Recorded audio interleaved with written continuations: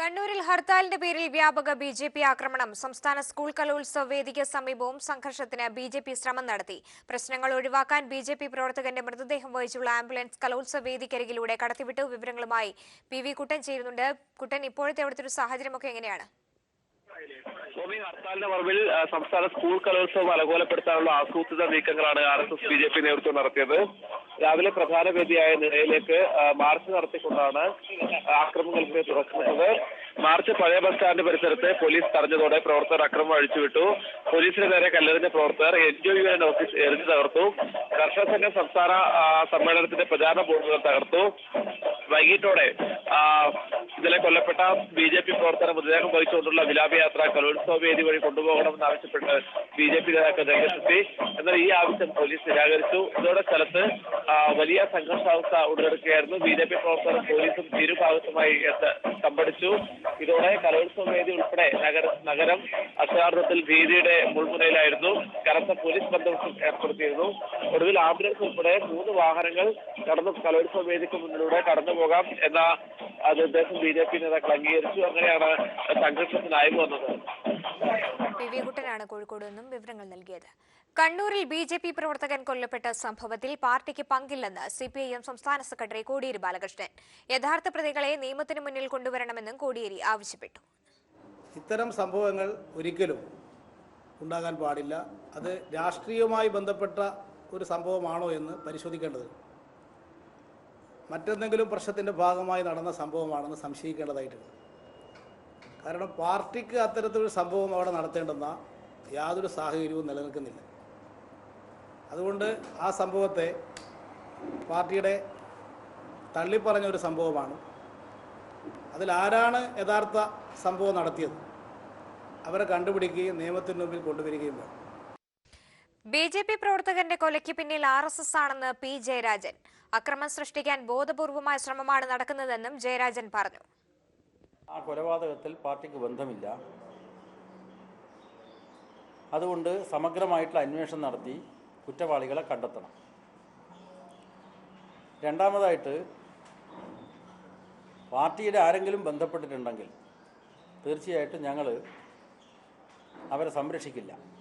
ഈ നിലപാട് പരസ്യമായിട്ട് ഞങ്ങൾ പറഞ്ഞിട്ടുണ്ട്. ഇപ്പോൾ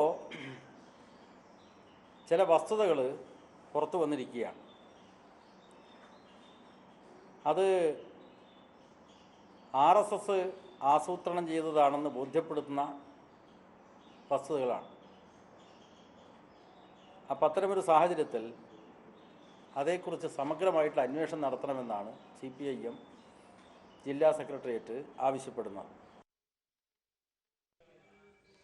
കണ്ണൂരിലുണ്ടായ അക്രമം സ്കൂൾ കലോത്സവത്തിന്റെ നിറം കെടുത്തിയതായി KPCC പ്രസിഡന്റ് VM സുധീരൻ. ഹർത്താലിൽ നിന്ന് കണ്ണൂർ നഗരത്തെ BJP ഒഴിവാക്കേണ്ടതായിരുന്നു. അക്രമം തടയുന്നതിൽ പോലീസ് പരാജയപ്പെട്ടു. സമാധാന ശ്രമങ്ങൾക്കിടയിലും അക്രമങ്ങൾ തുടരുന്നതായും സുധീരൻ കുറ്റപ്പെടുത്തി. നടക്കുന്ന കണ്ണൂർ നഗരത്തിലെങ്കിലും ഹർത്താൽ ഒഴിവാക്കപ്പെടേണ്ടതായിരുന്നു. കലോത്സവത്തിൻ്റെ ആ ഭംഗി, അതിൻ്റെ ചാരുത, അതിൻ്റെ ഭംഗി ഇല്ലാതാക്കാനും വളരെ വളരെ ആഹ്ലാദകരമായ ഒരു അന്തരീക്ഷം അത് ഇല്ലാതാക്കി അസ്വസ്ഥജനകമായ ഒരു അന്തരീക്ഷം ഉണ്ടാക്കാനാണ് ശ്രമിക്കുന്നത്. ഈ നടപടി ഒരു കാരണവശാലും കേരളീയ സമൂഹം അംഗീകരിക്കില്ല. അക്രമം തടയുന്നതിൽ പോലീസ് ദയനീയമായി പരാജയപ്പെട്ടു. കാസർഗോഡ് മുഖ്യമന്ത്രി പങ്കെടുത്ത പൊതുപരിപാടി അലങ്കോലപ്പെടുത്താൻ BJP RSS ശ്രമം. കാസർഗോഡ് ഗവൺമെന്റ് ആശുപത്രിയുടെ എൻഡോസൾഫാൻ പാക്കേജ് കെട്ടിടത്തിന്റെ ശിലാസ്ഥാപനം മുഖ്യമന്ത്രി പിണറായി വിജയൻ നിർവഹിക്കുമ്പോഴാണ് മുദ്രാവാക്യം വിളിച്ചുകൊണ്ട് ഏതാനും പ്രവർത്തകർ ചടങ്ങ് അലങ്കോലമാക്കാൻ ശ്രമിച്ചത്. ഇവരെ പോലീസ് അറസ്റ്റ് ചെയ്ത് നീക്കി. കണ്ണൂരിൽ ധർമ്മടത്തെ BJP പ്രവർത്തകന്റെ കൊലപാതകം രാഷ്ട്രീയ പ്രേരിതമല്ലെന്ന സംശയം ബലപ്പെടുന്നു. കൊലയ്ക്ക് പിന്നിൽ സ്വത്ത് തർക്കമെന്ന് സൂചന. ഇത് സംബന്ധിച്ച് ധർമ്മടം പോലീസിൽ കേസ് നിലവിലുള്ളതായും റിപ്പോർട്ടുണ്ട്. ധർമ്മടം അണ്ടല്ലൂരിലെ BJP പ്രവർത്തകൻ സന്തോഷിന്റെ കൊലപാതകം രാഷ്ട്രീയപ്രേരിതമല്ല എന്ന് വ്യക്തമാക്കുന്ന നിരവധി തെളിവുകളാണ് പുറത്തുവരുന്നത്. കുടുംബ പ്രശ്നവും വ്യക്തിവൈരാഗ്യവുമാണ് വധത്തിന് പിന്നിലെന്നാണ് സൂചന. സ്വത്ത് തർക്കവുമായി ബന്ധപ്പെട്ട് സന്തോഷിനെതിരെ ഭാര്യ സഹോദരി ധർമ്മടം പോലീസ് സ്റ്റേഷനിൽ പരാതി നൽകിയിരുന്നു. 2016 നവംബർ 25 നൽകിയ പരാതിയെ തുടർന്ന് 1224/2016 എന്ന ക്രൈം നമ്പറിൽ പോലീസ് കേസ് രജിസ്റ്റർ ചെയ്തിട്ടുണ്ട്. അന്ന് സന്തോഷിനെ ജാമ്യത്തിലിറക്കാൻ RSS BJP പ്രവർത്തകർ തയ്യാറായിരുന്നില്ല. CPIM പ്രവർത്തകനായ അരയാക്കണ്ടി സാലിയാണ് ജാമ്യത്തിലിറക്കിയത്. അന്നു മുതൽ സന്തോഷ് RSS നേതൃത്വവുമായി അകൽച്ചയിലായിരുന്നു. ഭാര്യയും മക്കളും വീട്ടിലില്ലാത്ത സമയത്താണ് അക്രമികൾ സന്തോഷിനെ കൊലപ്പെടുത്തിയത്. സന്തോഷ് വീട്ടിൽ തനിച്ചായിരുന്നുവെന്നറിയുന്നത് സമീപത്തെ BJP പ്രവർത്തകർക്ക് മാത്രമായിരുന്നു. അതോടൊപ്പം കൊലക്കേസ് അന്വേഷണത്തിനിടെ പോലീസ് നായ RSS പ്രവർത്തകന്റെ വീട്ടിലേക്ക് കയറിയതും ദുരൂഹത വർദ്ധിപ്പിക്കുന്നുണ്ട്. കണ്ണൂരിൽ നിന്നും PV കുട്ടൻ. RSS ആക്രമണത്തിൽ ഗുരുതരമായി പരിക്കേറ്റ് ചികിത്സയിലായിരുന്ന CPIM പ്രവർത്തകൻ മരിച്ചു. മലപ്പുറം ചെറുകാവ് പറോളിലെ PP മുരളീധരനാണ് മരിച്ചത്. 2015 നവംബർ 29 പുതുക്കോട്ടെ CPIM ഓഫീസിന് നേരെ RSSകാർ നടത്തിയ ആക്രമണത്തിലാണ് മുരളീധരന് ഗുരുതരമായി പരിക്കേറ്റത്. ഇരുമ്പ് ദണ്ട് കൊണ്ടുള്ള അടിയേറ്റ് തലക്ക് ഗുരുതരമായി പരിക്കേറ്റ മുരളീധരൻ അബോധാവസ്ഥയിലായിരുന്നു. വെല്ലൂർ മെഡിക്കൽ കോളേജിലും കോഴിക്കോട് മെഡിക്കൽ കോളേജിലും ദീർഘകാലം ചികിത്സയിലായിരുന്നു. കഴിഞ്ഞയാഴ്ചയാണ് വിദഗ്ധ ചികിത്സക്കായി കോഴിക്കോട്ടെ സ്വകാര്യ ആശുപത്രിയിലേക്ക് മാറ്റിയത്. ലോറി ഡ്രൈവറായിരുന്ന മുരളീധരൻ ചെറുകാവ് ലോക്കൽ കമ്മിറ്റി അംഗമായി പ്രവർത്തിക്കുന്നതിനിടയിലാണ് RSS ആക്രമണത്തിനിരയായത്. സംഭവത്തിൽ പ്രതിഷേധിച്ച് വാഴയൂർ ചെറുകാവ് പഞ്ചായത്തുകളിൽ നാളെ രാവിലെ 6 മണി മുതൽ വൈകുന്നേരം 6 മണി വരെയാണ് CPIM ഹർത്താലിന് ആഹ്വാനം ചെയ്തിരിക്കുന്നത്. News bureau, Malappuram. കേന്ദ്ര ആഭ്യന്തരമന്ത്രി BJP-കാരനായതുകൊണ്ട് മുഖ്യമന്ത്രി പിണറായി വിജയനെതിരെയുള്ള ഭീഷണി വേണ്ടെന്ന് കോടിയേരി. ഇപ്പോൾ 90 സീറ്റുള്ള ഇടത് സർക്കാർ 120 സീറ്റുമായി വീണ്ടും അധികാരത്തിലെത്തുമെന്ന് കോടിയേരി പറഞ്ഞു. മുഖ്യമന്ത്രി പിണറായി വിജയനോട് പറയുന്നു, നിങ്ങൾ സൂക്ഷിച്ചു കളിക്കണം. കേന്ദ്ര ആഭ്യന്തരമന്ത്രി BJP ആണെന്ന്. കേന്ദ്ര ആഭ്യന്തരമന്ത്രി BJP ആണെന്ന് കാണിച്ച് കമ്മ്യൂണിസ്റ്റുകാരൻ മിരട്ടരുത്. നിങ്ങൾക്ക് എന്ത് ചെയ്യാൻ കഴിയും? ഞങ്ങളെ ഈ കേരളത്തിൽ ഇടതുപക്ഷ മുന്നണി ഗവൺമെന്റിനെ പിരിച്ചുവിടാൻ കഴിയുമോ? നിങ്ങൾക്ക് ഭരണഘടനയിൽ നിങ്ങൾക്ക് ആകെ ചെയ്യാൻ കഴിയുന്നത് വേണമെങ്കിൽ ഞങ്ങളുടെ ഗവൺമെന്റിനെ പിരിച്ചുവിടാം. ഞങ്ങൾ ഇവരെ വെല്ലുവിളിക്കുന്നു. നിങ്ങൾക്ക് ധൈര്യമുണ്ടെങ്കിൽ പിണറായി വിജയൻ ഗവൺമെന്റിനെ പിരിച്ചുവിടും. ഒരു തെരഞ്ഞെടുപ്പ് നടത്തിയാൽ ഈ കേരളത്തിൽ 91 സീറ്റാണ് കിട്ടിയതെങ്കിൽ 120 സീറ്റ് നേടിക്കൊണ്ട് ഞങ്ങൾ വീണ്ടും അധികാരത്തിൽ വരും. അതാണ് ഈ കേരളത്തിലെ ഇടതുപക്ഷ ജനാധിപത്യ മുന്നണി. RSSൽ തെറ്റായ പ്രവണതകൾ വളർന്നുവരുന്നുവെന്ന് മുൻ സംസ്ഥാന നേതാവ്. മതവിശ്വാസത്തിന്റെ പേരിൽ വിവേകം നഷ്ടപ്പെടുന്ന അവസ്ഥയിലാണ് RSS എന്നും മുൻ ബൗദ്ധിക് പ്രമുഖ് TR സോമശേഖരൻ പറഞ്ഞു. സംഘം ആൾദൈവങ്ങളുടെ പിടിയിലമരുന്നുവെന്നും ഇത് സംഘടനയുടെ സമ്പൂർണ്ണ നാശത്തിന് ഇടയാക്കുമെന്നും അദ്ദേഹം കൈരളി പീപ്പിളിനോട് പ്രതികരിച്ചു. സംസ്ഥാന തലത്തിൽ RSSന്റെ പ്രധാനപ്പെട്ട സംഘടനാ ചുമതല വഹിച്ചിരുന്ന TR സോമശേഖരനാണ് സംഘത്തിനെതിരെ രൂക്ഷ വിമർശനവുമായി രംഗത്തെത്തിയിരിക്കുന്നത്. മതത്തിന്റെ പേരിൽ RSSന് വിവേകം നഷ്ടമാകുകയാണെന്ന് സംഘത്തിന്റെ മുൻ ബൗദ്ധിക് പ്രമുഖ് TR സോമശേഖരൻ പറഞ്ഞു. ഇത് സംഘടനയുടെയും രാഷ്ട്രത്തിന്റെയും നാശത്തിന് കാരണമാകുമെന്നും ഭാരതീയ വിചാര കേന്ദ്രം മുൻ സംഘടനാ സെക്രട്ടറി കൂടിയായ TR സോമശേഖരൻ പറഞ്ഞു. വളരെ വിനാശകരമായ ഒരു പ്രവണത ഭാരതത്തിൽ മുഴുവൻ പടർന്നു പിടിക്കുന്നുണ്ട്. അതിനും വിശേഷം ഇപ്പോൾ ഈ ഭാരതത്തിലും മുസ്ലിം നാടുകളിലും ആഫ്രിക്കയുടെ ചെറിയൊരു പ്രദേശം, ഈ സബ്സഹാറ ആഫ്രിക്ക എന്ന് പറയുന്ന സ്ഥലം, അവിടെ ഒഴിച്ച് ബാക്കി എല്ലായിടത്തും മതം ഇല്ലാണ്ടായിക്കൊണ്ടുവരാണ്, വിശ്വാസമേ ഇല്ലാണ്ടായിക്കൊണ്ടുവരാണ്.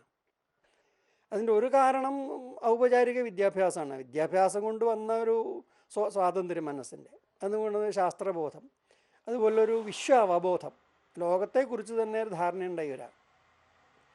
ഇങ്ങനെ ഒരു വലിയ പരിവർത്തനം ലോകത്തിൽ മുഴുവൻ വരുന്നുണ്ട്. ഇതിൽ ഈ മുസ്ലിം നാടുകളിലൊപ്പം തന്നെ ഈ മതപരമായിട്ടുള്ള അഭിനിവേശത്തിലേക്ക് ഭാരതം പോകുക എന്ന് പറഞ്ഞാൽ അത് ഭാരതത്തിൻ്റെ നാശത്തിൻ്റെ ലക്ഷണമാണ്. ഭാരതം എന്നൊരു രാഷ്ട്രത്തിന് ലോകത്തിൽ പ്രസക്തിയില്ല. അപ്പോൾ അത് വളരെ ദയനീയമായിട്ടുള്ളൊരു കാഴ്ചയാണ് ഈ മതത്തിൽ താല്പര്യം ഉണ്ടായിരുന്നത്. അതിൽ നിന്ന് രക്ഷപ്പെടാൻ പലപ്പോഴും സംഘത്തിൻ്റെ സ്വയംസേവകർക്ക് സാധിക്കില്ല. ഇപ്പോൾ പല പ്രശ്നങ്ങളിലും അങ്ങനെ കാണാൻ സാധിക്കും. ഈ മതത്തിലുള്ള താല്പര്യം പ്രകടമായിട്ട് വരാം. അപ്പോൾ ആ സമയത്ത് എന്ത് വരുന്നു? വിവേകം നശിച്ചു പോകും. അപ്പോൾ ഈ മതത്തിനെ താങ്ങുന്നത് കൊണ്ട് രാഷ്ട്രത്തിന് ഹാനി വരുമോ എന്ന് ചിന്തിക്കാൻ പറ്റാത്ത അവസ്ഥ വരാം. ഇപ്പം ഇങ്ങനെ പല വ്യക്തികളിലും കാണുന്നുണ്ട്. അതൊരു ചീത്ത ലക്ഷണമാണ്. RSSൽ ആൾ ദൈവങ്ങൾക്ക് സ്വാധീനം വർദ്ധിക്കുകയാണ്. മനോരോഗികളായ ഇത്തരക്കാരെ ചികിത്സിക്കുകയാണ് വേണ്ടതെന്നും സോമശേഖരൻ പറഞ്ഞു. എന്തൊക്കെ പറഞ്ഞാലും ശരി, ഈ വ്യക്തികളിൽ കൂടിയാണല്ലോ ആളുകൾ സംഘടനയെ മനസ്സിലാക്കുന്നത്.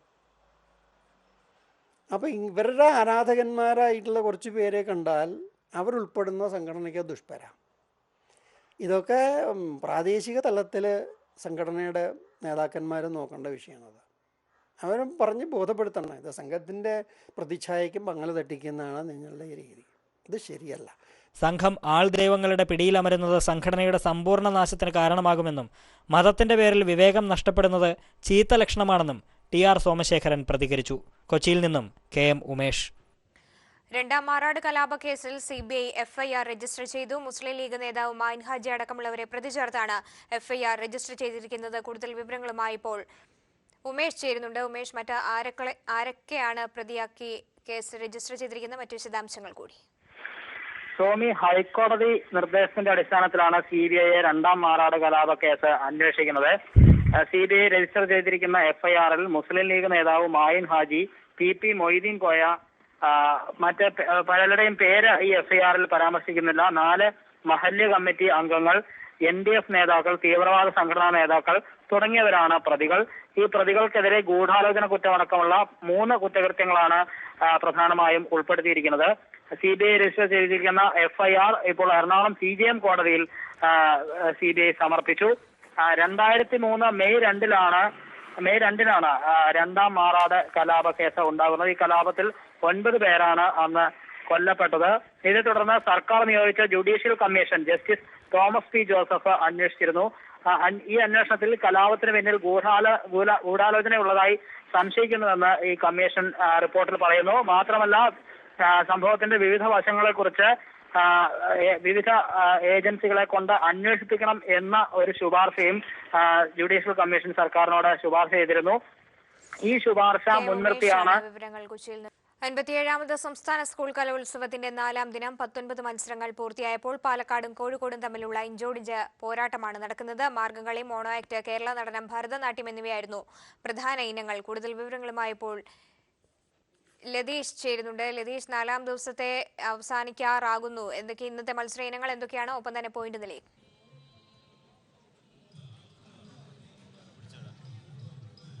സ്വാമി, കലോത്സവങ്ങൾ പുരോഗമിക്കുകയാണ്. 44 മത്സരങ്ങളാണ് 4ാം ദിനമായ ഇന്നുള്ളത്. ഇതിൽ 27 മത്സരങ്ങൾ ഇതിനകം പൂർത്തിയായിട്ടുണ്ട്. അവസാന പോയിന്റ് നില ഇപ്രകാരമാണ്: 538 പോയിന്റുമായി കോഴിക്കോട്, പാലക്കാട് ജില്ലകൾ ഇപ്പോൾ ഒന്നാം സ്ഥാനത്ത് നിൽക്കുന്നു. ആതിഥേയരായ കണ്ണൂർ ജില്ലയ്ക്ക് 528 പോയിന്റാണുള്ളത്. 522 പോയിന്റുമായി തൃശ്ശൂർ ജില്ലയാണ് 3ാം സ്ഥാനത്തുള്ളത്. പാലക്കാടും കോഴിക്കോടും തമ്മിലുള്ള ഇഞ്ചോടിഞ്ച് പോരാട്ടം തന്നെയാണ് 4ാം ദിനത്തിലും കണ്ടത്. അല്പസമയം മുമ്പ് പാലക്കാടിനെ മറികടന്ന് കോഴിക്കോട് കുറച്ചു സമയം 1ാം സ്ഥാനത്ത് വന്നിരുന്നെങ്കിലും ഇപ്പോൾ 2 ടീമുകൾക്കും തുല്യ പോയിന്റാണുള്ളത്. 538 പോയിന്റ് വീതം ആണുള്ളത്. അപ്പീലുകളുടെ എണ്ണം പറഞ്ഞു കഴിഞ്ഞാൽ 1008 അപ്പീലുകൾ വന്നു കഴിഞ്ഞു. അപ്പീൽ സർവകാല റെക്കോർഡിലേക്ക് നീങ്ങുകയാണ്. 1000 കടന്ന് 1008 അപ്പീലുകളാണ് ഇതുവരെ വന്നത്. ഇനിയും ഇന്ന് മത്സരങ്ങൾ പൂർത്തിയാക്കേണ്ടതുണ്ട്. ഇപ്പോൾ 1ാമത്തെ വേദിയിൽ നടക്കുന്ന ഭരതനാട്യ മത്സരത്തിൽ 22 മാത്രമാണ് പൂർത്തിയായത്. ഇനിയും 15 മത്സരങ്ങൾ കൂടി അവശേഷിക്കുന്നു. ദഫ്മുട്ട് വേദി 3 നടക്കേണ്ട ദഫ്മുട്ട് ഇപ്പോൾ ഇന്ന് 21ാമത് പുതിയൊരു വേദി ഉണ്ടാക്കി 21ാമത് വേദിയിലാണ് നടക്കുന്നത്. മത്സരങ്ങൾ അപ്പീലുകളുടെ ബാഹുല്യം കാരണം സമയക്രമം തെറ്റി മുന്നോട്ട് പോകുന്നതുകൊണ്ടാണ് ഇത്തരമൊരു വേദി ഇന്ന് സംഘാടകർ പുതുതായി ഉണ്ടാക്കിയത്. ഇവിടെയാണ് ദഫ്മുട്ട് മത്സരം നടക്കുന്നത്. വട്ടപ്പാട്ട് മത്സരം ഇതുവരെ തുടങ്ങിയിട്ടില്ല എന്നാണ് നമുക്ക് മനസ്സിലാക്കാൻ വേണ്ടി കഴിയുന്നത്. രചനാ മത്സരങ്ങൾ ഉൾപ്പെടെയുള്ളവയാണ് ഇത് പൂർത്തിയായ 27 ഭൂരിഭാഗവും. അതേപോലെ തന്നെ മോണോ ആക്ട്, മിമിക്രി മത്സരങ്ങൾ രാവിലെ ഉച്ചയോടുകൂടി തന്നെ പൂർത്തിയായി. സംഘഗാന മത്സരം കലോത്സവത്തിന്റെ 4ാം ദിനമായിരുന്നു. മത്സരങ്ങളെല്ലാം തന്നെ പുരോഗമിച്ചുകൊണ്ടിരിക്കുകയാണ്. AK ലതീഷാണ് വിവരങ്ങൾ നൽകിയത്. മറ്റു റിപ്പോർട്ടുകളിലേക്ക് കൂടി. കടത്തനാടൻ വീരകഥകൾ പറഞ്ഞാണ് മിക്ക കേരള നടനവും അരങ്ങിലെത്തിയത്. നിറഞ്ഞ കാഴ്ചക്കാരാൽ സമ്പന്നമായ നിളയിലായിരുന്നു വടക്കൻ പാട്ടിലെ കഥാപാത്രങ്ങൾ കഥ പറഞ്ഞ് കടന്നുപോയത്. വടക്കൻ പാട്ടിലെ പ്രതിനായകൻ ചതിയൻ ചന്തുവിന്റെ കഥ പറഞ്ഞാണ് ഒട്ടുമിക്ക കേരള നടനവും 1ാം വേദിയായ നിളയെ കയ്യിലെടുത്തത്. കഥകളിയുടെ ചടുലതയും മോഹിനിയാട്ടത്തിന്റെ ലാസ്യവുമായി അണിഞ്ഞൊരുങ്ങി വന്ന സുന്ദരിമാർ നിലയ്ക്കൊപ്പം അലിഞ്ഞു ചേർന്നു. കടത്തനാടിന്റെ മണ്ണിൽ വന്ന് വീരഗതയ്ക്കൊപ്പം ആടിത്തിമർക്കുമ്പോൾ കണ്ണൂരിന്റെ എത്ര പറഞ്ഞാലും തീരാത്ത ചരിത്രം സംവദിച്ചുകൊണ്ടേയിരുന്നു.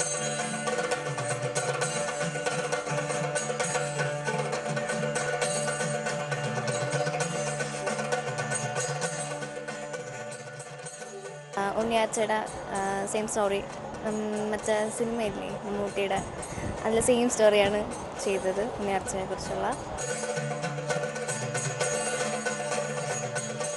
വടക്കൻ പാട്ടുകളിലും കഥകളിലും ആവേശം പകർന്നു തന്ന കഥാപാത്രങ്ങൾ ഓരോന്നോരോന്നായി നിളയിൽ പ്രത്യക്ഷപ്പെടുകയായിരുന്നു.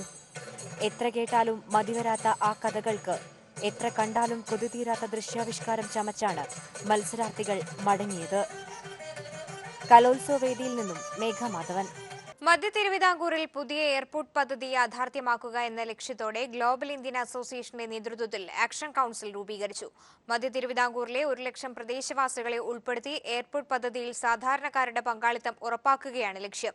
എൻഡോ ഹെറിറ്റേജ് വിമാനത്താവള കമ്പനിയുടെ മാനേജിംഗ് ഡയറക്ടർ രാജീവ് ജോസഫിനെ ചെയർമാനായും Sunilkumar, Benny Puthamparambil, Sam Thomas, Kabeer MA, Kurian Cherian എന്നിവരെ കൺവീനർമാരായും തെരഞ്ഞെടുത്തു.